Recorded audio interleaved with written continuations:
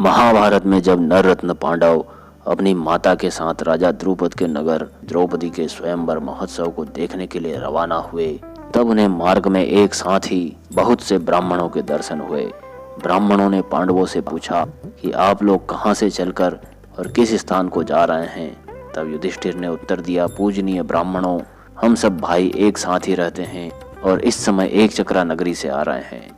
ब्राह्मणों ने कहा, आप लोग आज ही पांचाल देश के राजा द्रुपद की राजधानी में चलिए, वहाँ स्वयंवर का बहुत बड़ा उत्सव होने वाला है, हम भी वहीं चल रहे हैं, आइए हम लोग साथ साथ चलें।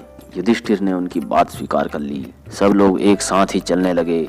कुछ आगे चलने के बाद उन्हें महर्षि वेदव्यास के भी दर्शन हुए। रास्ते में बहुत से हरे भरे जंगल और खिले कमलों से शोभायमान सरोवर देखते हुए तथा जगह जगह पर विश्राम करते हुए सब लोग आगे बढ़ने लगे। जब पांडवों ने देखा कि द्रुपद नगर निकट आ गया है और उसकी चार दीवारी स्पष्ट दिख रही है, तब उन्होंने एक कुमार के घर पर डेरा डाल दिया। वे उसके घर रहकर ब्राह्मणों के समान भिक्षावृत्ति से अपना जीवन निर्वाह करने लगे। किसी भी नागरिक को यह बात मालूम नहीं हुई कि ये पांडु पुत्र हैं। राजा द्रुपद के मन में इस बात की बड़ी लालसा थी कि मेरी पुत्री द्रौपदी का विवाह किसी न किसी प्रकार अर्जुन के साथ हो, परंतु उन्होंने अपना यह विचार किसी पर प्रकट नहीं किया। अर्जुन को पहचानने के लिए उन्होंने एक ऐसा धनुष बनवाया जो किसी दूसरे से झुक न सके।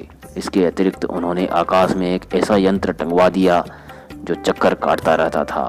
द्रुपद ने घोषणा कर दी कि जो वीर रत्न इस धनुष पर डोरी चढ़ाकर इन सजे हुए बाणों से घूमने वाले यंत्र के छिद्र में से उस घूमने वाली मछली की आंख का लक्ष्य भेद करेगा, वही मेरी पुत्री को प्राप्त करेगा। स्वयंवर का मंडप नगर के ईशान कोण में एक समतल और सुंदर स्थान पर बनवाया गया था। उसके चारों ओर बड़े बड़े महल, परकोटे, खाइयां और फाटक बने हुए थे। उनके चारों ओर बंधनवारें लटक रही थी। भीतों की ऊंचाई और रंग बिरंगी चित्रकला के कारण वे महल हिमालय जैसे जान पड़ते थे। राजा द्रुपद के द्वारा आमंत्रित नरपति और राजकुमार स्वयंवर मंडप में आकर अपने लिए बनाए हुए विमानों के समान मंचों पर बैठने लगे। युधिष्ठिर आदि पांडव भी ब्राह्मणों के साथ राजा द्रुपद का वैभव देखते हुए वहां आए और उन्हीं के साथ बैठ गए। वह उत्सव का 16वां दिन था। द्रुपद कुमारी कृष्णा सुंदर वस्त्र और आभूषणों से सज धज कर हाथ में सोने की वरमाला लिए मंद गति से रंग मंडप में आई। धृष्टद्युम्न ने अपनी बहन द्रौपदी के पास खड़े होकर गंभीर, मधुर और प्रिय वाणी से कहा, स्वयंवर के उद्देश्य से समागत नरपतियों और राजकुमारों, आप लोग ध्यान देकर सुने। यह धनुष है, यह बाण है और यह आप लोगों के सामने लक्ष्य है। आप लोग घूमते हुए यंत्र के छिद्र में से अधिक 5 बाणों के द्वारा लक्ष्य का भेद कर दें। जो बलवान, रूपवान एवं कुलीन पुरुष यह महान कर्म करेगा, मेरी प्यारी बहन द्रौपदी उसी की अर्धांगनी बनेगी। मेरी बात कभी झूठी नहीं हो सकती। यह घोषणा करने के अनंतर धृष्टद्युम्न ने द्रौपदी की ओर देखकर कहा, बहन देखो, धृतराष्ट्र के बलवान पुत्र दुर्योधन, विकर्ण, दुशासन, युयुत्सु आदि वीरवर कर्ण को साथ लेकर तुम्हारे लिए यहाँ आए हैं और बहुत से सुप्रसिद्ध राजा महाराजा यहाँ उपस्थित हैं। इन पराक्रमी राजाओं में से जो इस लक्ष्य को वेद कर दे, उसके गले में तुम वरमाला डाल देना।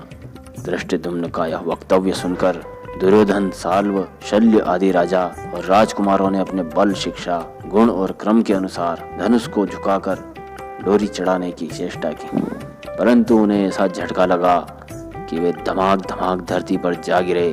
बेहोशी के कारण उनका उत्साह तो टूट ही गया, साथ ही उनके मुकुट और हार भी गिर पड़े। दम फूल गया। वे द्रौपदी को पाने की आशा छोड़कर अपने अपने स्थान पर बैठ गए। दुर्योधन आदि को निराश और उदास देखकर धनुर्धर शिरोमणि कर्ण उठा। उसने धनुष के पास जाकर झटपट उसे उठाया और देखते ही देखते डोरी चढ़ा दी। वह क्षण भर में ही लक्ष्य को वेध देता कि द्रौपदी जोर से बोल उठी कि मैं सूत पुत्र को नहीं वरूंगी।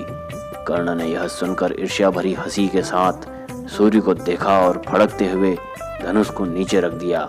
जब इस प्रकार बहुत से लोग निराश हो गए, तब शिशुपाल धनुष चढ़ाने के लिए आया, किंतु धनुष उठाने के समय ही वह घुटनों के बल नीचे जा पड़ा। जरासंध की भी वही दशा हुई और वह उसी समय अपनी राजधानी के लिए प्रस्थान कर गया। मद्र देश के राजा शल्य की भी वही गति हुई जो शिशुपाल की हुई थी। जब इस प्रकार बड़े बड़े प्रभावशाली राजा लक्ष्य भेद न कर सके, सारा समाज सहम गया लक्ष्य वेद की बातचीत तक बंद हो गई। उसी समय अर्जुन के चित्त में यह संकल्प उठा कि अब मैं चलकर लक्ष्य का भेद करूं। इस प्रकार सोचकर अर्जुन लक्ष्य वेद के लिए आगे बढ़े।